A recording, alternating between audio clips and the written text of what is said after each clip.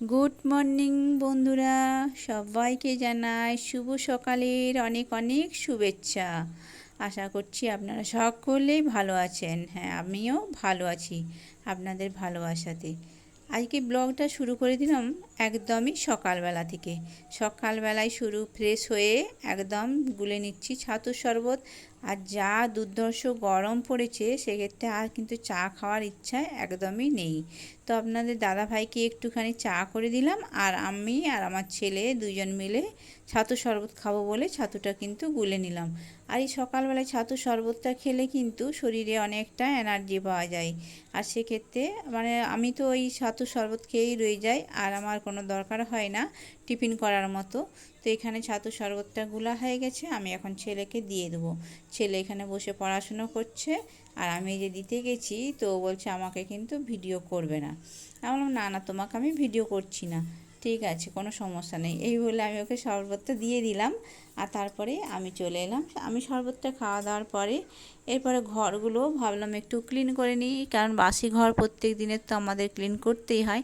আর যেহেতু একলা হাতে সব কিছু কাজ করতেই হয়, তাই টাইম মতো সব কিছু যদি না টাইমে টাইমে করে ফেলি, সেক্ষেত্রে কিন্তু অনেকটাই দেরি হয়ে যায়। আর কি বলো তো, আমার আবার রান্নাটা করতে গিয়ে অনেকটা দেরি হয়, কারণ ওই রান্নার সময়টায় কারো লাইভ চলে, সেক্ষেত্রে হয়তো লাইভে ঢুকে যায়, এরকম কিছু কিছু হয়। বা ভিডিও চলছে, তাদের আর ভিডিও তো চলা নয়, প্রত্যেকের ভিডিওতে একটা ঠিক মতো কমেন্ট করা, এটা কিন্তু আমাদের জন্য খুবই জরুরি। ভিডিও চলে গেল, আমরা দেখলাম না, ঠিক আছে, দেখার আমাদের সময় হয় না, এটা অতি বাস্তব ঘটনা। কারণ প্রত্যেকে আমরা সংসারিক কাজকর্ম করি, প্রত্যেকেরই একটা চাপ থাকে। সেক্ষেত্রে কারো ভিডিওই কিন্তু যদি 100 জনের ভিডিও আমরা দেখতে যাই, সেক্ষেত্রে কিন্তু আমাদের সমস্যাই হবে। সেজন্য ভিডিওগুলো আমরা চালিয়ে দিই এবং যথারীতি একটা টাইম মতো কমেন্ট করে দিই। তো দেখো বন্ধুরা, স্নান টান করে আমি একদম চলে এসেছি রান্নাঘরে। আর রান্নাঘরে তোমাদের দাদাভাই বাজার নিয়ে এসেছে, কুমড়ো, পুঁই শাক, আর আম, কুঁদরি, এই সমস্ত কিছু নিয়ে এসেছে, আদা, পেঁয়াজ, রসুন, শাক, এগুলো। তো যাই হোক, আমি ওই জন্য বলি সব সময় যে আমাদের বেশি বাজার একসাথে নিয়ে আসবে না। ইঁচড়ও নিয়ে এসেছে একটা ছোট্ট টাইপের। তো এইগুলি হচ্ছে আজকের বাজার। আমি সবসময় বলি বেশি বাজার নিয়ে এলে আমাদের সমস্যা হয়, কারণ এগুলো শুকিয়ে যায়। তো সেই জন্য বলি অল্প অল্প বাজার করবে। এর আগের দিনের কিছু ডাঁটা, বেগুন এরকম কিছু রয়েছিল, তো আমি ভাবলাম তাহলে ডাঁটা বেগুনটাই করে দেবো, কেন ওটা রেখে দিলে পরে আরও শুকিয়ে যাবে।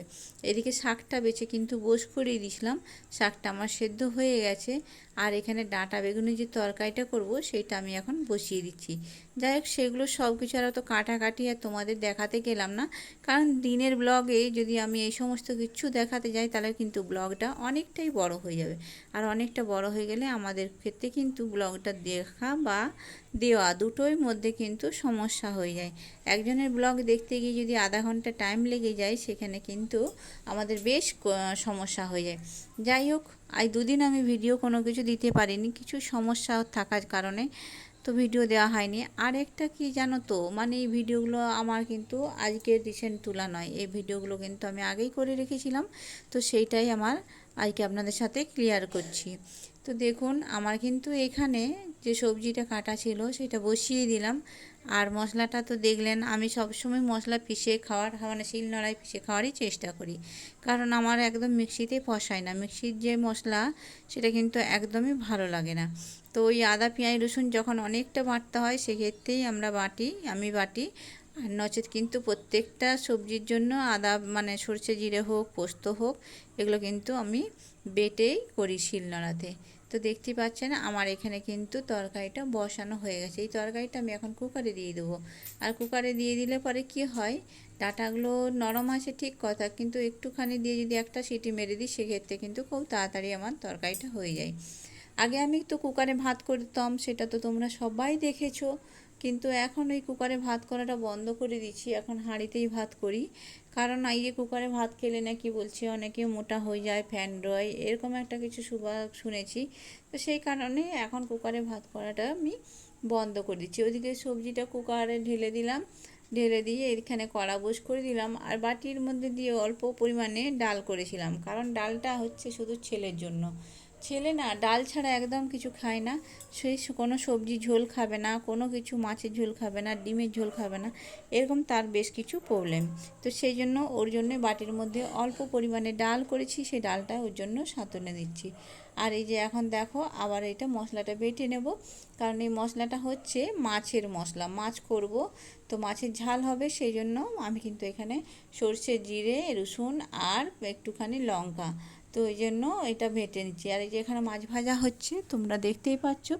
তো মাছটা ভাজতে দিয়ে কড়াই আমি কিন্তু মশলাটা পিষে নিয়ে চলে এলাম। এখন মাছ ভাজা হয়ে গেছে, আমি এই মশলাগুলো দিয়ে একদম কষিয়ে সুন্দর করে মাছের ঝালটা বসিয়ে নেব। আর আমার খাওয়া তো খুবই পরিমাণে কম, তোমরা সকলেই জানো, কিন্তু আমার এই যে শাকটা হচ্ছে, শাকটা দিয়েই ভাতটা আমার খাওয়া হয়ে যাবে, কোনো অসুবিধা হবে না। কিন্তু তারপরেও তো আমাদের কিছু খাওয়া দরকার শরীরে, যেহেতু আমি দুধ খাই না, ঘি খাই না, মাছ মাংস ডিম সেভাবে কোনো কিছুই খাই না, ডিম তো খাই না, মাংসও খাই না। তো সেই কারণে ডালটা একটু খাওয়া দরকার, কিন্তু সেক্ষেত্রে খাই, কোনো সময় খাই, আবার কোনো সময় কিন্তু খাওয়াও হয় না।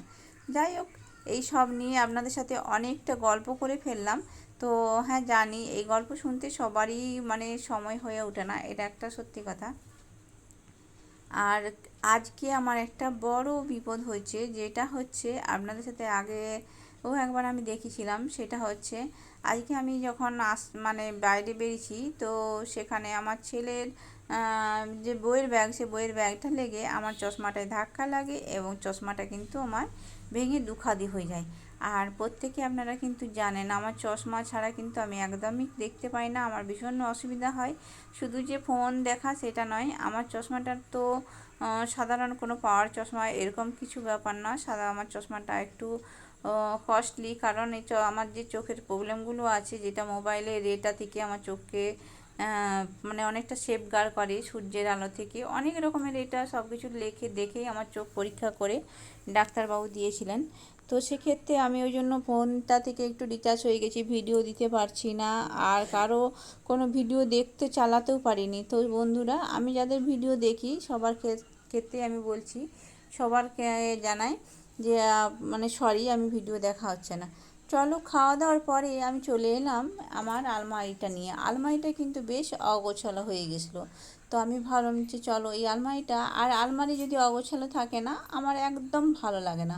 সেক্ষেত্রে আমি ভাবলাম আলমারিটা একটু গুছিয়ে নিই। আর শাড়ি টাড়িগুলো গুছানো থাকলে কতটাই সুন্দর লাগে, আমার তো খুব ভালো লাগে আলমারি গুছানো থাকলে। কিন্তু কি বলো তো, একটাই সমস্যা হয়, যখন কিছু পরবো, কোথাও যাব, তখন কিন্তু কোন শাড়িটা পরবো, আর ওই শাড়ির সাথে ব্লাউজটা কোথায় গেল, এই খুঁজতে খুঁজতে কিন্তু আলমারি পুরো ঘাঁটা হয়ে যায়।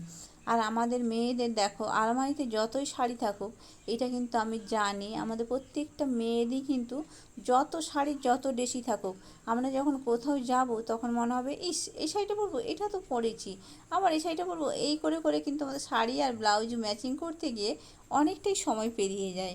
আর আমাদের শাড়ি যতই থাকুক, তারপরেও কিন্তু আমাদের শাড়ি কেনার যে মানে মনের ইচ্ছে যেটা বলে, সেটা কিন্তু একদমই কমে না। ড্রেস কেনার দিকে আমরা মেয়েরা কিন্তু সবচেয়ে অ্যাডভান্স, ছেলেরা কিন্তু এইভাবে ড্রেস কেনে না, এটা সত্যি কথাই। মেয়েরা যদি পুজোতে 5টা ড্রেস নেয়, তো ছেলেরা সেক্ষেত্রে একটা ড্রেস নেয়। আমি কিন্তু আমার বাড়িতে 3খানা ছেলে আছে, সেক্ষেত্রে আমি বলছি। কিন্তু আমার তো কি বলবো, পুজোর সময় 3টে 4টে কুর্তি নিয়ে নেবো, শাড়ি নিয়ে নেবো, এরকম হয়ে যায়। তারপরেও তো যাই হোক, আলমারিটা গুছিয়ে নিলাম, আর সন্ধেবেলায় চলে এলাম একদম চা নিয়ে। চাটা আমার জন্য যে একটু চা বানালাম, আর সন্ধেবেলাটা চা খেতে কিন্তু বেশ ভালো লাগে। চা দেখো আমার জন্য গুড় দিয়ে বানালাম, যেটা হচ্ছে ঝাঁকড়ি পাউডার, আর ওদের জন্য চিনি দিলাম।